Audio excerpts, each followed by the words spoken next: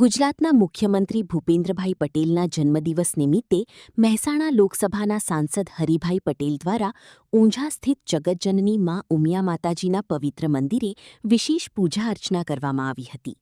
આ પ્રસંગે મુખ્યમંત્રીના દીર્ઘાયુ, ઉત્તમ સ્વાસ્થ્ય અને સફળ નેતૃત્વ માટે પ્રાર્થના કરવામાં આવી હતી.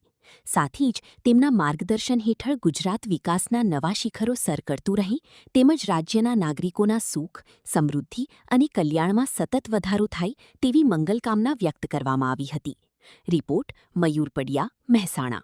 મા ઉમિયાના દર્શન કરીને પૂજા કરીને માતાજીના આશીર્વાદ માનનીય મુખ્યમંત્રી શ્રી ઉપર અને સૌનું કલ્યાણ થાય માટે ગુજરાત અને દેશની પ્રજા માતાજીની પૂરી કૃપા બની રહે એવી અમારા સૌ ઊંઝાના શહેર અને તાલુકાના તમામ કાર્યકર્તાઓ સાથે રીતે મા ઉમાને અમે પ્રાર્થના કરી છે. માનનીય મુખ્યમંત્રી જન્મદિવસ નિમિત્તે મા ઉમાને જન્મદિવસની પ્રાર્થના કરીને શુભકામનાઓ પાઠવી છે.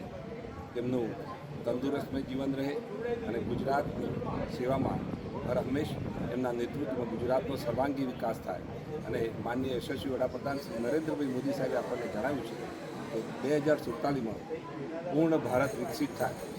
વિકસિત ભારતની સંકલ્પનાને આજે પણ પ્રાર્થના કરી છે. તો આ જન્મદિવસ નિમિત્તે મા ઉમાની સદાય બધાના ઉપર કૃપા રહે એ પ્રાર્થના. બોલો શ્રી ઉમિયા.